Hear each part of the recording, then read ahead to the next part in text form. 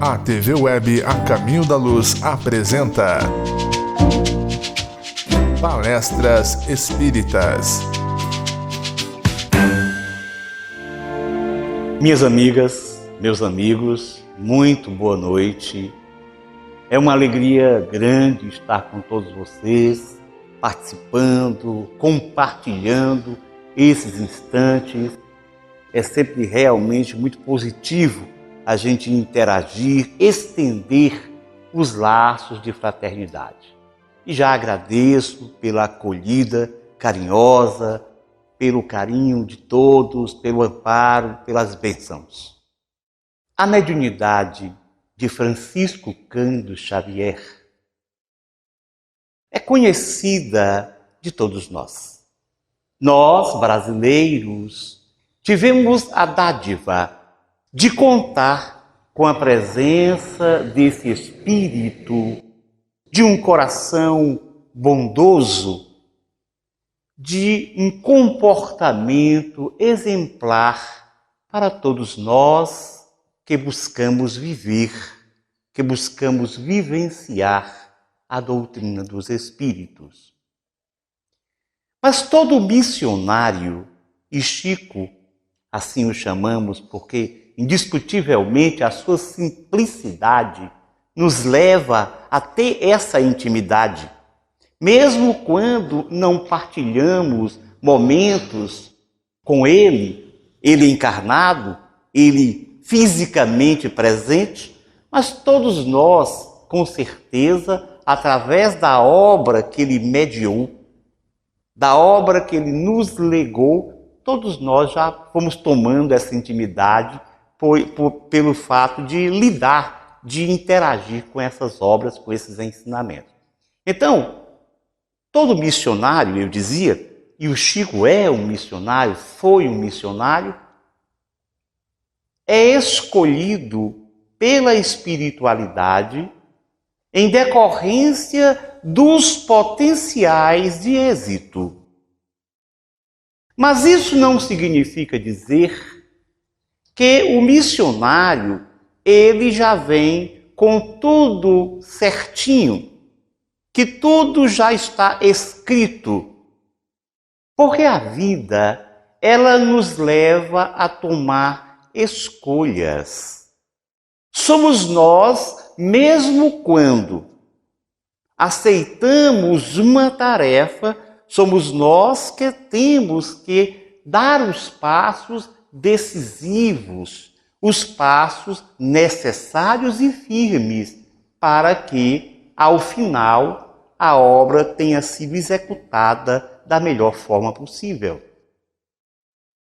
E quando revemos a história deste homem, deste médium maravilhoso, nós, remontando ao passado, nos deparamos em 1931, e ele fala sobre isso, com o seu primeiro encontro com o Espírito Emmanuel.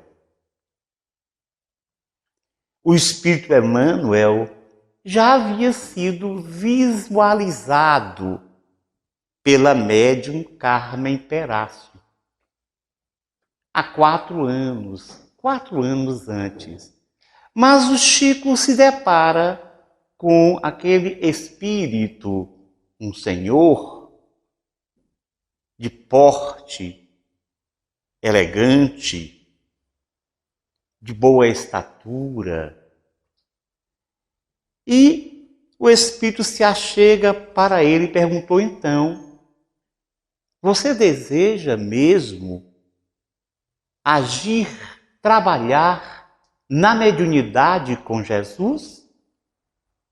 E Chico, daquela forma que todos nós nos acostumamos a conhecer, disse: se os bons espíritos estiverem sempre comigo, eu sim aceito. O Emmanuel é um espírito muito direto, que caminha sem rodeios. E disse: sim, Os bons espíritos não o desampararão, mas é preciso que você siga algumas regras. Há diretrizes para que o seu trabalho aconteça da forma como se espera. Pois não, quais são as diretrizes? Pergunta Chico. A primeira é disciplina.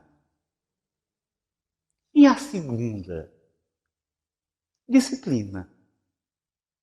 E tem a terceira, disciplina. Então, Emmanuel, naquele instante, disse: é preciso preparo, é preciso trabalho, é preciso esforço. Isso é o que significa disciplina, disciplina, disciplina. Mas Emmanuel ainda colocou uma outra diretriz. Seguir a Jesus e a Kardec. E chega mesmo ao ponto de dizer para o Chico: se algum dia eu falar algo que esteja em desacordo com Jesus e com Kardec, permaneça com Jesus e com Kardec e me esqueça. Essa afirmativa de Emmanuel, que todos com certeza já a conhecem, porque está na história da vida de Chico Xavier, essa afirmativa para algumas pessoas fica um tanto quanto nebulosa. Porque imaginem, Emmanuel sendo o espírito protetor de Chico Xavier, e Chico Xavier sendo um missionário da espiritualidade, que tinha na sua responsabilidade refazer, fortalecer a mentalidade espiritual do nosso país, iluminando as consciências com a luz da doutrina espírita. Então, Emmanuel, com certeza, para ser mentor de um espírito com esta missão, necessariamente precisa ser um espírito elevado. Um espírito de alta estirpe anímica.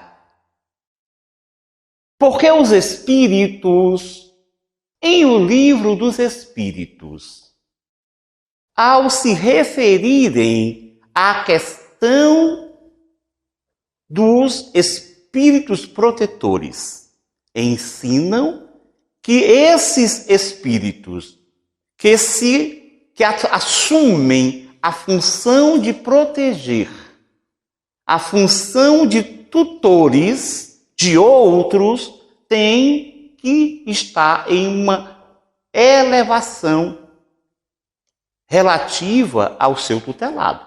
Quer dizer, o espírito protetor precisa ser mais elevado do que o seu protegido.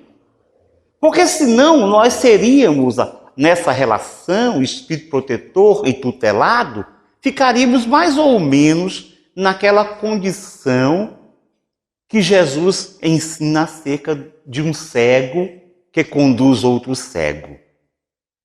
Se o espírito protetor fosse, por exemplo, da mesma condição que nós, espíritos ainda inferiores, ficava difícil essa condução. Quer dizer, ambos cairíamos no barranco. Ora, sendo Emmanuel um espírito assim, de elevada estirpe anímica, como citei, por que ele afirmaria para o Chico, colocaria como diretriz para o seu tutelado, para o seu protegido, essa afirmativa de que se ele falasse algo que estivesse em desacordo com Jesus e Kardec, que deveria ser esquecido? Alguns, na tentativa de compreender tal diretriz, dizem, é porque Emmanuel é um espírito humilde. E por conta da humildade, ele afirmaria algo semelhante. Ora, mas humildade não se fala. Humildade se vive. Quem fica dizendo eu sou humilde, já precisamos desconfiar de tanta humildade. O espírito elevado, o espírito virtuoso, encarna e não se acha melhor que os outros. Ele acha que aquele comportamento pautado nas virtudes é o natural. Então ele faz aquilo automaticamente e não fica afetado. Nós, espíritos ainda inferiores, quando fazemos alguma coisa mais positiva, já nos orgulhamos. Estão vendo aí o que eu fiz? Isso demonstra a nossa limitação. Mas um espírito elevado, ele faz. Ele não diz. Ele nem se acha melhor que ninguém. Logo, essa explicação não é uma explicação que justifique essa diretriz emmanuelina. Vamos então lembrar que o Chico estava no começo do seu trabalho. 21 anos de idade. Só há 4 anos que ele havia feito a sua primeira psicografia. É certo que desde criança ele tinha uma relação com o mundo invisível, com o mundo dos espíritos, mas essa relação não era muito bem compreendida por ele. Porque encarnado, quando nós encarnamos, nós passamos a viver o contexto sociocultural a que fomos levados a viver. Quer dizer, o passado fica apenas no inconsciente. Tem repercussão sobre o consciente, sem dúvida nenhuma, mas a gente não lembra disso. E o Chico ainda não se deparara nessa encarnação com os ensinos de Kardec.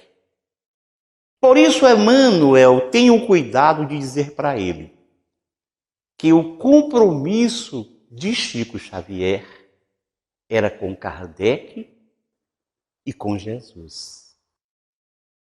Com o cristianismo de Jesus. Parece uma coisa absurda falar cristianismo de Jesus. Parece algo paradoxal, mas não. Todos nós que consultamos a história das religiões, vamos perceber que ao longo dos séculos, os ensinamentos de Jesus foram sendo modificados. Os evangelhos foram enxertados com ideias e pensamentos outros que favoreciam ao predomínio de algumas elites. Com os concílios, aquelas reuniões que os imperadores romanos conclamavam entre os próceres cristãos da época, nesses concílios que começaram no século IV, com o concílio de Nicéia, no ano de 325, onde se estabeleceram os dogmas do cristianismo, a mensagem de Jesus foi alterada, mutilada, modificada. Por isso, nós temos 2 cristianismos.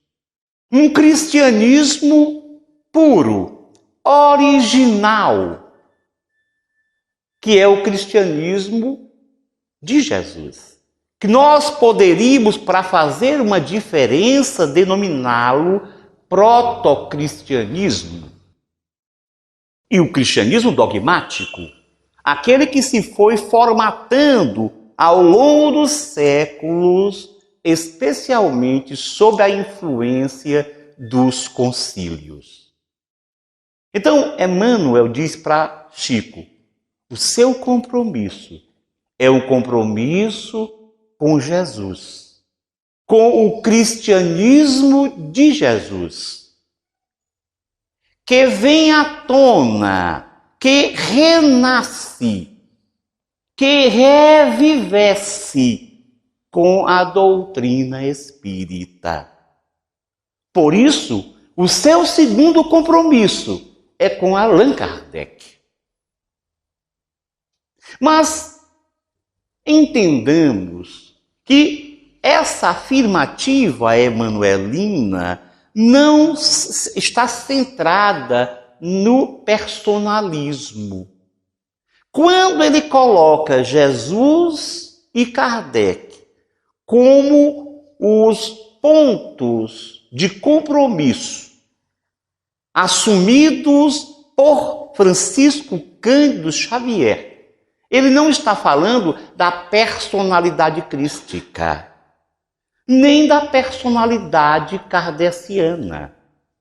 Ele está falando do significado de Jesus e de Kardec, do que representam essas duas personalidades em termos de evolução espiritual do planeta. Porque, inclusive, apesar de Jesus ainda trazer uma mensagem à sua época para uma humanidade apegada aos mitos, aprisionada à figura da personagem, apesar disso, Jesus já dava-nos uma noção de espiritualidade profunda. De que nós é que somos responsáveis pelo nosso futuro. E que os grandes missionários são exemplos na assertiva evangélica de que sou o caminho, a verdade e a vida. Ele não está dizendo que ele, a figura de Jesus, mas o que ele trouxe, a mensagem que ele veiculou no mundo. E Allan Kardec, que já assume uma missão, num período de maior evolução, de maior progresso intelectual da humanidade, Allan Kardec já poderia colocar isso em prática. A primeira providência dele foi usar um pseudônimo. O pseudônimo libertava a pessoa Denisard Hippolyte Léon Rivaio. Não havia mais confusão. E Allan Kardec tinha uma consciência plena de que era chegado o momento de nós, como humanidade, caminharmos com as nossas próprias pernas na conquista da evolução.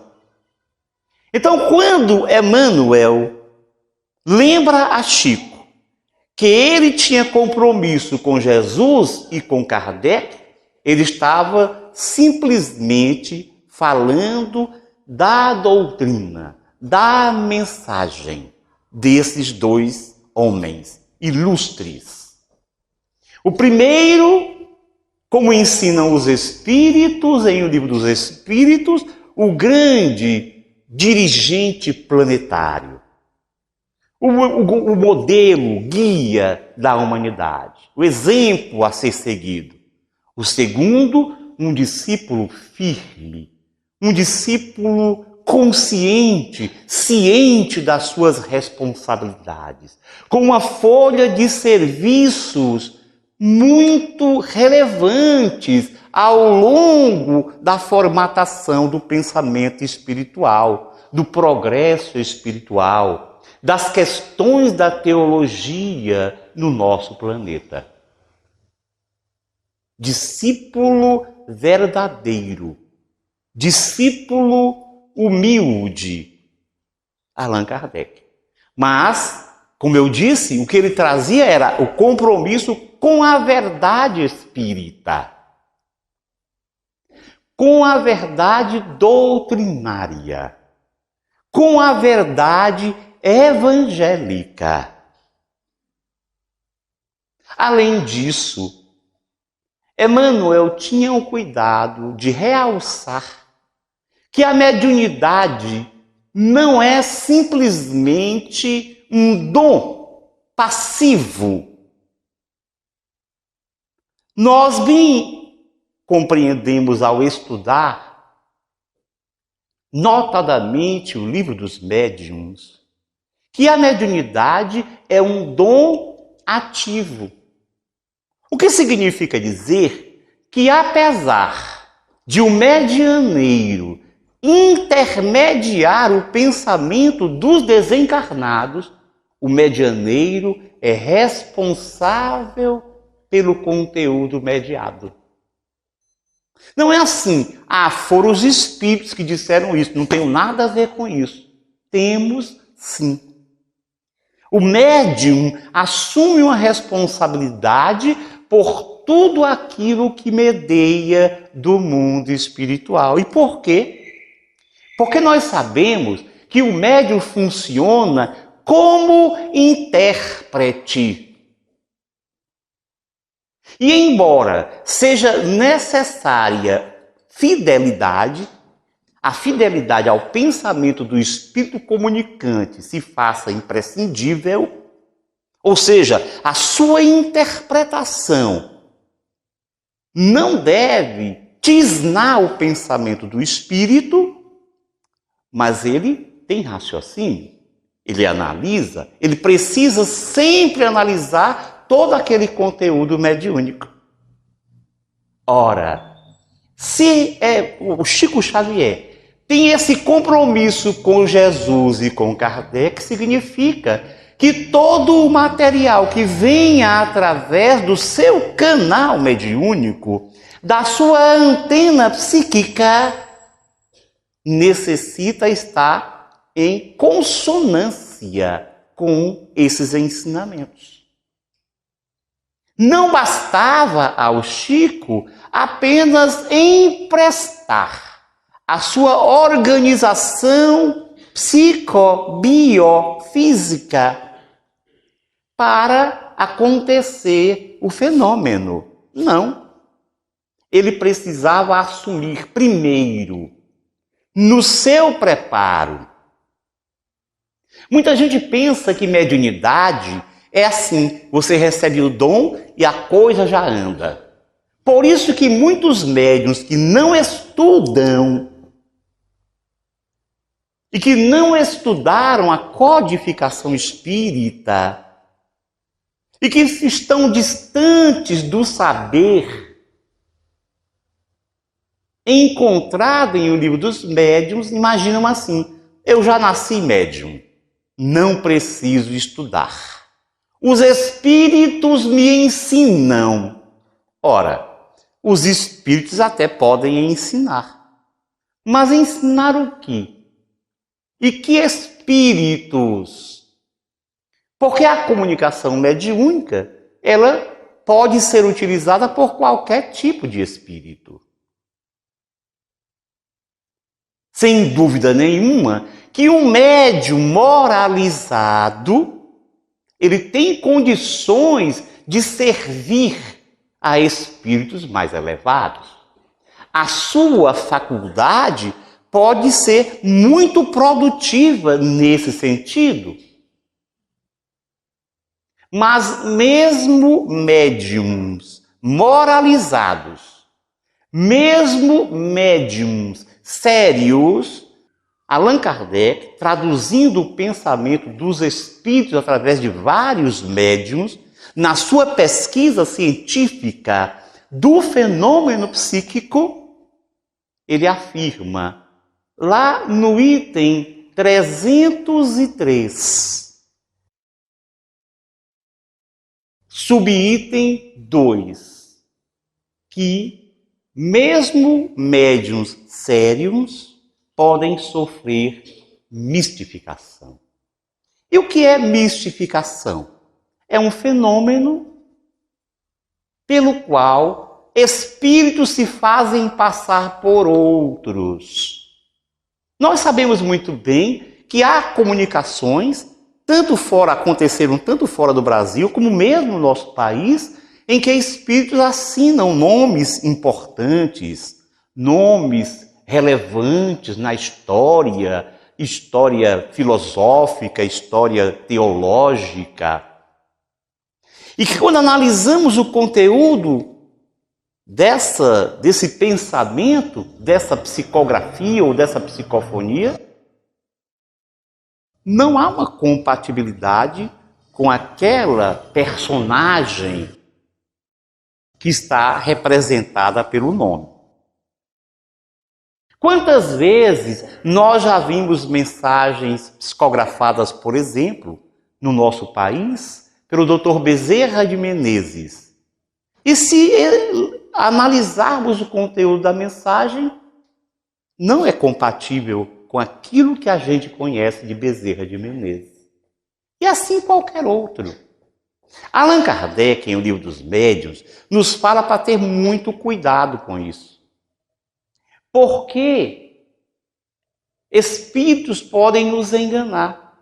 De tal maneira que qualquer mensagem que venha do mundo espiritual necessita ser criteriosamente avaliada. Porque não é bastante ter uma assinatura. Nem mesmo é suficiente que o médium seja probo, digno, honesto. Nem mesmo isso. Porque é possível.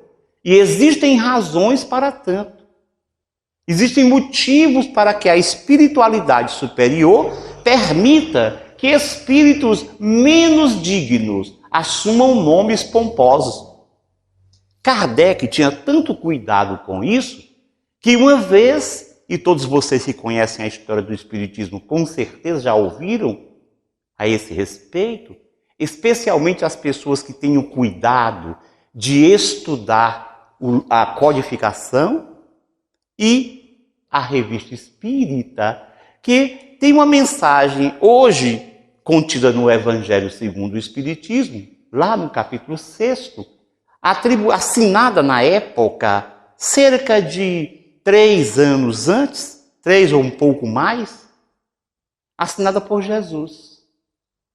Como o nome de Jesus é um nome de elevada consideração, Allan Kardec, avaliando a comunicação à época, pensou, embora não haja nada que contradite o pensamento de Jesus, pelo contrário, até é compatível com a linguagem, com o pensamento, com a mensagem cristã, mas só por conta do nome ele colocou aquela mensagem anos em análise. Somente 3, 4 anos após é que ele foi publicá-la em O Evangelho segundo o Espiritismo. E assim mesmo, naquele capítulo do Cristo Consolador, assim mesmo ele teve o cuidado de não colocar o nome Jesus. Ele colocou o Espírito de verdade. Todos vocês com certeza já leram. Venham como outrora aos desgarrados de Israel. Pois é, aquela mensagem linda, belíssima. Allan Kardec, reconhecendo que era linda, que era belíssima, mesmo assim ele tinha tanto cuidado que ele levou algum tempo para liberar a mensagem. E olha que a mensagem havia sido psicografada por um dos mais importantes e conceituados médiuns da Sociedade Parisiense de Estudos Espíritas. Então Emmanuel tinha realmente razão para lembrar ao Chico Xavier que ele necessitava. Era imperioso que ele mantivesse a sintonia com a mensagem cristã, com a mensagem espírita. Esse era o trabalho que ele deveria realizar. E nós sabemos que Chico conta, narra em diversas ocasiões que foi vítima de tentativas de mistificação. Mas ele estava atento. Porque aquele aconselhamento, aquela diretriz traçada por Emmanuel e a presença constante deste espírito amigo, deste espírito que ele considerava como um verdadeiro pai espiritual. Ele que, através da psicografia, notadamente no livro Há 2000 anos, realmente tinha sido pai do Chico nesta encarnação. Mas ele considerava Emmanuel como um pai espiritual. Submetia-se de boa vontade aos aconselhamentos e mesmo às admoestações de Emmanuel. Quem conhece a história de Chico sabe muito bem que Emmanuel, ele era muito firme, muito viril nos seus posicionamentos. Ao ponto de chamar a atenção do seu pupilo para atitudes e comportamentos mesmo no cotidiano. Porque a mensagem e a missão conferidas à intermediação psíquica de Chico Xavier requeriam dele uma postura de referência para o movimento espírita. Não era bastante intermediar. Nem mesmo lhe bastaria intermediar fidedignamente esses espíritos. Mas era preciso que ele vivesse de acordo com aquele ensino. Até porque ele seria alvo de ataques dos inimigos do espiritismo, daqueles que não se conformavam com o crescimento, com o desenvolvimento do pensar espírita no Brasil. Então ele era alvo de críticas, de ataques. E se ele não tivesse esse comportamento profundamente reto, ele se fragilizaria. Isso é tão assim que todos vocês devem conhecer uma história muito engraçada que o Chico conta, que ele ia, certa vez, na sua cidade, caminhando, e avistou ao longe um bêbado, daqueles homens viciados no álcool, tragados pela dependência química do álcool, que é realmente, ainda nos dias de hoje, um grave problema e minimizado pela sociedade. Inclusive minimizado no meio espírita. Então ele ia caminhando e tinha lá o bêbado, que ele conhecia. Mas o bêbado, sempre que o via, ficava conversando, puxando conversa, puxando assuntos, e era desagradável. Aliás, todos nós sabemos muito bem que bêbado costuma frequentemente ser desagradável. E o Chico, com pressa, resolveu passar para outra calçada, despistando o bêbado. Quando ele passou, o Emmanuel se apresentou a ele. O que é isso, Chico? O que é, Emmanuel? Por que você não falou com o seu fulano? Mas, Chico... Não, senhor. Volta e fala com ele. Parece um absurdo, parece uma coisa obsessiva. Parece um obsessor. Mas o Chico, humilde, submisso, Daqui a pouco vamos falar sobre essa questão da submissão. Voltou e falou com o bêbado. Olha, tudo bem? Ele, Chico, ainda bem, né? Eu já estava aqui falando mal de você. Fiquei pensando, o Chico está soberbo. Quer dizer, por que o Emmanuel chegou a esse ponto? Porque o comportamento do Chico precisava ser um comportamento ilibado. E dessa maneira, ele não poderia se furtar a lidar com os doentes da alma.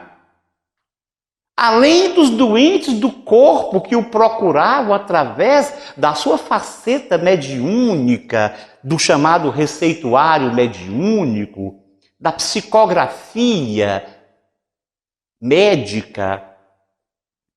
Além disso, tinha o doente da alma. E o dependente químico é, além de um doente do corpo, um grande enfermo da alma. Então, chegava ao ponto de Emmanuel falar, quer dizer, se interferir em comportamentos do dia a dia. Por quê? Porque esses comportamentos cotidianos faziam parte da mensagem do médium Francisco Cândido Xavier. Ele não era apenas um médium, ele era um missionário da mediunidade. Alguém pode dizer, mas os médiuns todos não são missionários? Resposta, não. Boa parte dos médiuns é composta de espíritos que necessitam utilizar a mediunidade para trabalhar o seu progresso e para auxiliar o próximo em decorrência de comportamentos defasados no pretérito. Chico gostava de ser médium, mas não se exaltava pela mediunidade. Muito pelo contrário. A submissão de Chico, ela não era algo de medo. Porque muitas vezes alguém diz, mas puxa, como é que a pessoa pode ser tão submissa dessa forma? Isso não seria algo negativo? E o livre-arbítrio? Nós temos livre-arbítrio, Chico não tinha. Havia um amigo meu, médium, trabalhava conosco no Instituto de Cultura Espírita do Ceará. E ele era um desses de temperamento bem forte, bem firme. Ele até saiu depois de algum tempo. Mas trabalhava conosco há alguns anos. E ele dizia assim, eu que não queria um mentor desse. Esse negócio de ficar interferindo na minha vida, eu não queria. Vai para lá. Esse negócio de Emmanuel, eu não queria. Parece que o Emmanuel era um carrasco. E que o Chico submetia-se por medo, mas não. A humildade, para ser exercitada de forma correta e conveniente, necessita ser pensada, sentida. Era assim que o Chico trabalhava essa submissão. Ele reconhecia a necessidade de ser policiado. Esse termo policiado talvez não seja o melhor, mas que ele precisava ser acompanhado, conduzido, estimulado. E reconhecia em Emmanuel um espírito com essa autoridade, não com esse autoritarismo, mas com essa capacidade de orientá-lo em todos os momentos para que o seu trabalho, a sua missão se fizessem a contento. Este compromisso com Jesus,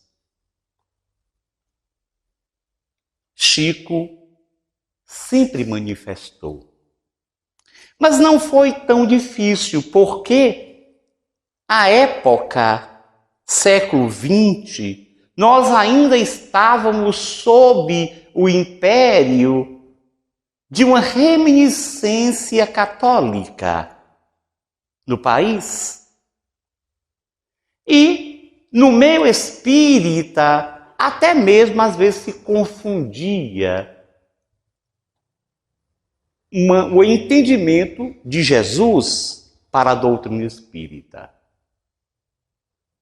É certo que de algum tempo para cá, nós passamos a ter, dentro do próprio movimento espírita, submovimentos que propõem que se retire a religião da doutrina e que se retire Jesus da doutrina.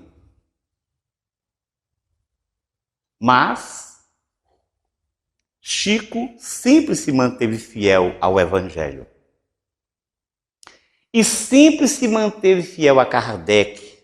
Tanto que quando o movimento espírita iniciou um processo de introdução de práticas e ideias extra-espíritas na casa espírita, o Chico passou então a reforçar. É claro que toda a sua obra ela é estruturada nos ensinos espíritas. Chico não veio mudar o espiritismo. Não era esta a sua proposta. Ele veio favorecer a compreensão da doutrina espírita. Em primeiro lugar, amplificando pontos doutrinários que Allan Kardec, por falta de tempo, porque o trabalho de Kardec foi executado num tempo bastante curto. Então, falta de tempo. Segundo, falta de espaço.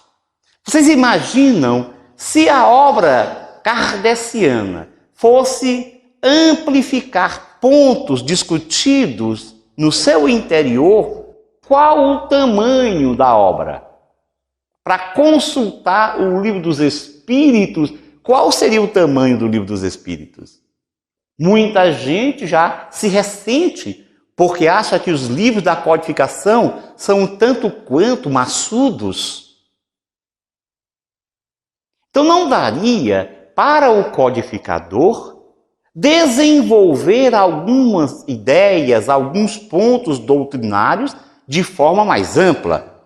E o Chico tinha esse trabalho de amplificar alguns pontos. Amplificar não é substituir.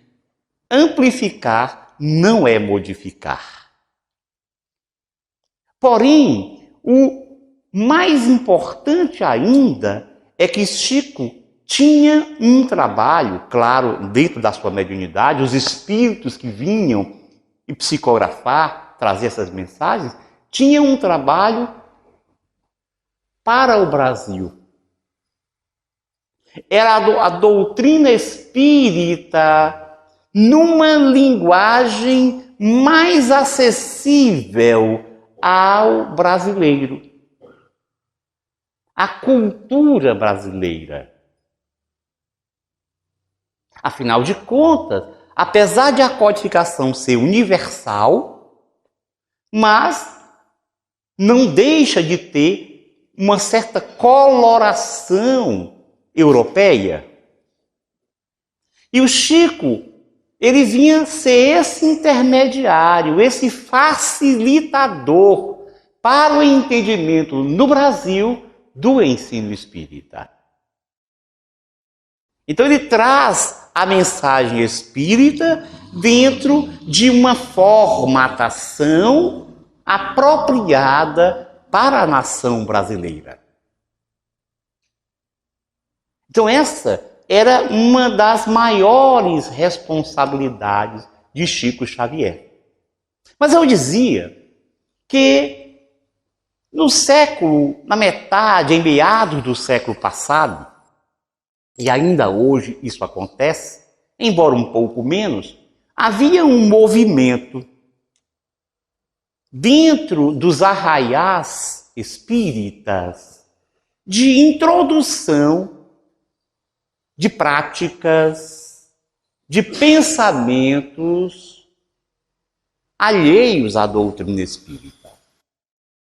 Era uma tendência, aliás, uma tendência muito comum na humanidade, que é a coisa do sincretismo. Isso aconteceu com o cristianismo de Jesus. A sua mensagem recebeu ideias, pensamentos, práticas de outras facções do pensamento teológico, do próprio judaísmo e do politeísmo, do paganismo, ao chegar a Roma. Para que o cristianismo fosse se difundindo mais amplamente, houve essa dificuldade. Porque as práticas pagãs que os romanos e demais povos politeístas vivenciavam, muito embora tivessem uma necessidade de mudança, de transformação para o monoteísmo, esses pensamentos e práticas foram sendo introduzidos, colocados como sendo parte do cristianismo. Então, o cristianismo dogmático, aquele cristianismo a que nos referimos há pouco, que foi sendo desenvolvido, construído a partir dos concílios, esse cristianismo dogmático é um sincretismo. Ou seja, é uma colcha de retalhos. Coisas do cristianismo de Jesus, coisas do politeísmo, coisas do judaísmo, etc. Por isso que eu falo que o protocristianismo é aquele que está na mensagem de Jesus. Porque Jesus, ele não vinha criar uma religião.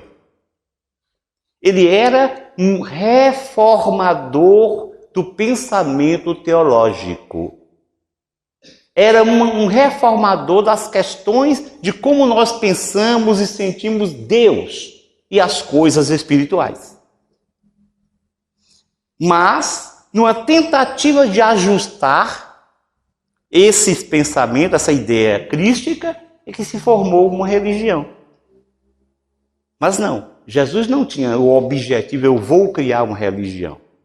Vocês precisam seguir uma religião que eu estou criando. Não. Ele trazia ideias, propostas, para que as diversas religiões transformassem a sua forma de ver a relação com Deus. Então não havia isso. Mas o cristianismo dogmático acabou sendo uma colcha de retalho, fazendo um sincretismo. Chico não permitia o sincretismo. Ele era profundamente ecumênico. São duas coisas diferentes. O ecumenismo é a convivência pacífica com os pensares teológicos diferentes. É a convivência respeitosa. Isso é o que o Espiritismo prega. O Espiritismo ensina que nós não temos que aviltar a crença alheia, que nós temos que respeitar a crença dos outros. É tanto que ele não diz, fora do Espiritismo não há salvação, mas fora da caridade. Porque o que importa, o que interessa no comportamento religioso é o desenvolvimento do amor. Isso é o que interessa. Se você consegue desenvolver o amor na religião tal ou na religião qual, está ótimo. Se os ensinos da sua religião são bastante para que você possa encontrar Deus, sentir Deus na sua vida, transformar a si mesmo, está ótimo. Fica lá. Kardec dizia isso. Se o catolicismo responde aos seus anseios, você está bem com o catolicismo, continue sendo católico e seja um ótimo católico. E assim ele fazia com outras religiões. Dizia, agora, se você não está satisfeito, se a sua religião não satisfaz as suas necessidades, aos seus anseios espirituais, o Espiritismo tem uma proposta. Olha o comportamento ecumênico. Chico era fiel a Kardec, porque ele era profundamente ecumênico, mas não sincrético. E nessa segunda metade do século XX, começou a haver um distanciamento da obra fundamental do Espiritismo. Primeiro, porque pouco se estudava. Ainda hoje nós nos ressentimos de poucos estudos no movimento espírita. Mas já estudamos muito mais do que aquela época. Providência de Emmanuel e de Chico Xavier. Estudar a codificação nas reuniões públicas. Começou a estudar o Livro dos Espíritos, ressaltando a espiritualidade, a religiosidade desta obra. Porque há quem diga, mas o Livro dos Espíritos não é religioso. O Espiritismo é o que está no Livro dos Espíritos e lá não consta e não se fala em religião. É tudo uma questão de palavras.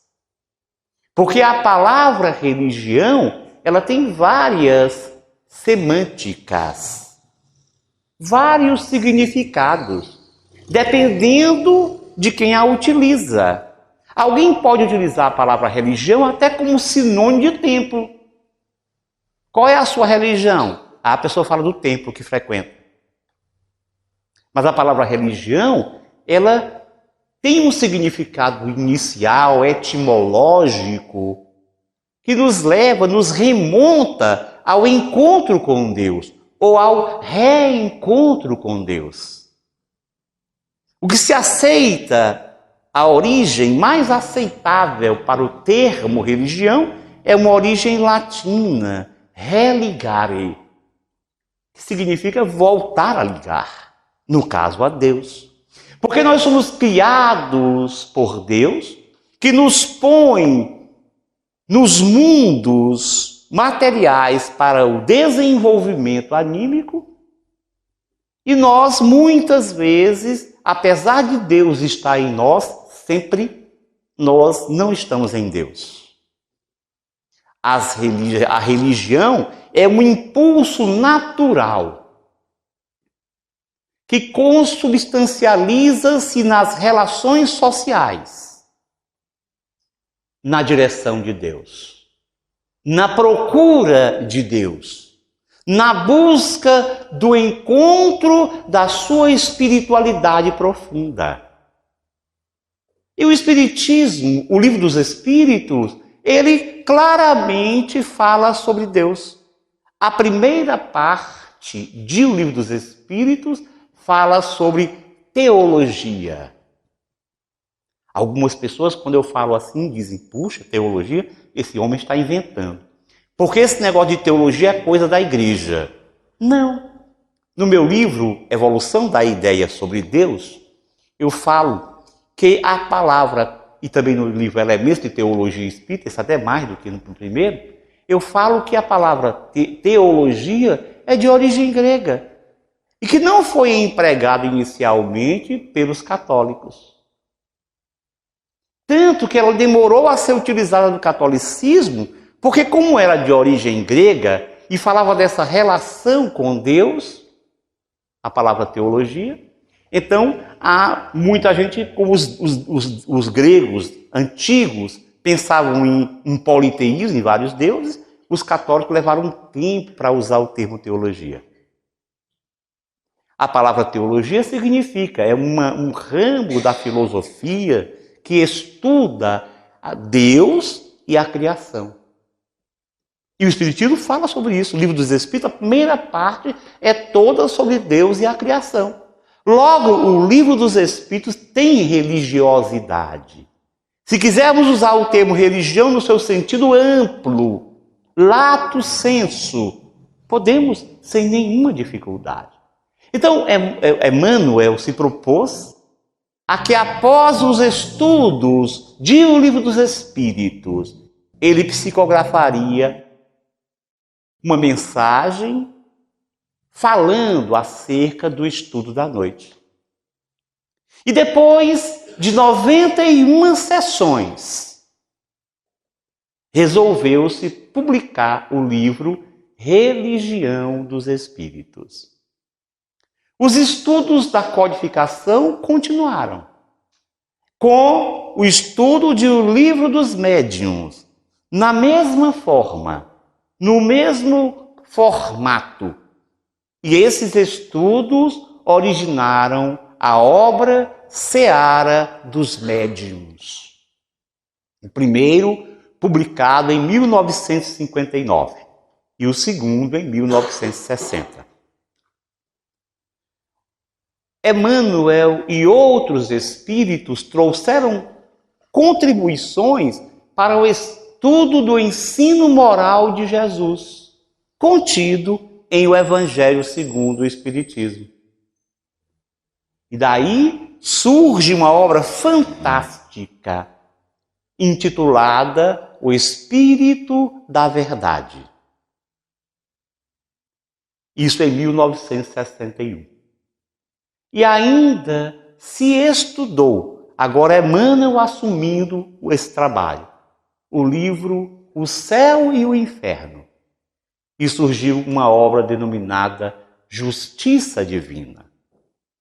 Esta era uma maneira de Chico Xavier, orientado por Emmanuel, de estimular nas casas espíritas o estudo da codificação, para que nós tivéssemos como movimento a base verdadeira, a fundamentação sólida da doutrina espírita. Na década de 1970, saindo de 1960 para 1970, Allan Kardec, o codificador, estava esquecido. E várias mensagens foram psicografadas pelo médium Francisco Cândido Xavier, de espíritos como Emmanuel, Bezerra de Menezes, Amaral Ornelas, que fora um poeta, jornalista, médium espírita, inclusive diretor da revista Reformador da FEB, da Federação Espírita Brasileira. Amaral Ornelas também tem um poema lindo sobre Allan Kardec. E o próprio André Luiz. Ao ponto chegou essa necessidade de reafirmar Allan Kardec como sendo a referência para o movimento espírita, que o Dr. Bezerra de Menezes chega numa das suas mensagens a dizer que é preciso pensar Kardec, sentir Kardec, chorar Kardec, quer dizer, viver plenamente aquilo que Kardec nos legou, a codificação espírita, os ensinos dos espíritos organizados da melhor forma possível. Desta maneira, nós compreendemos que Chico Xavier devotou toda a sua existência com essa sua personalidade, até a sua desencarnação, ele devotou ao Espiritismo.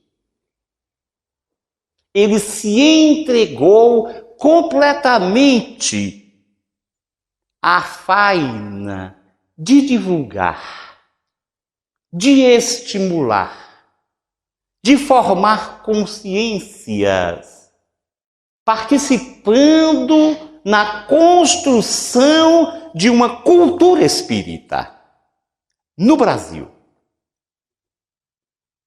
Todos nós sabemos muito bem que uma cultura é um conjunto de valores, de práticas, de crenças de uma região, de um povo. Chico Xavier foi um dos maiores responsáveis no Brasil pela construção de uma cultura espírita. Nós ainda não temos uma cultura espírita no ponto ideal, porque também depende de nós. Também é da nossa responsabilidade. É preciso que nós passemos a ver o mundo com a ótica espírita, com a visão espírita, mas não apenas ver o mundo. Nós precisamos fazer como Chico Xavier, viver no mundo como espíritas, agir no mundo como espíritas, tocar as nossas atividades do cotidiano de acordo com o pensamento espírita. É dessa maneira que nós estaremos contribuindo com a nossa fatia para uma formatação, uma estruturação cultural espírita em nosso país. Ele deu a sua contribuição fabulosa. E ainda continua através da obra que nos legou. E como dizia, toda a sua encarnação foi entregue a essa missão, a esse anseio missionário.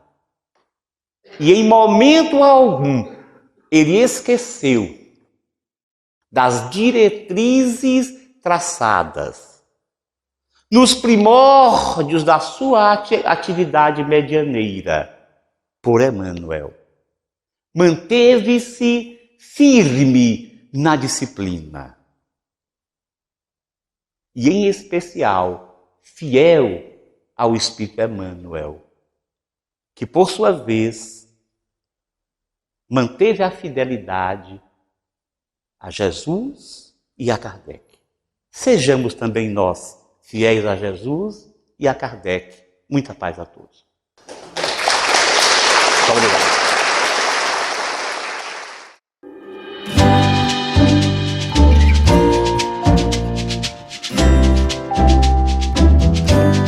A TV Web A Caminho da Luz apresentou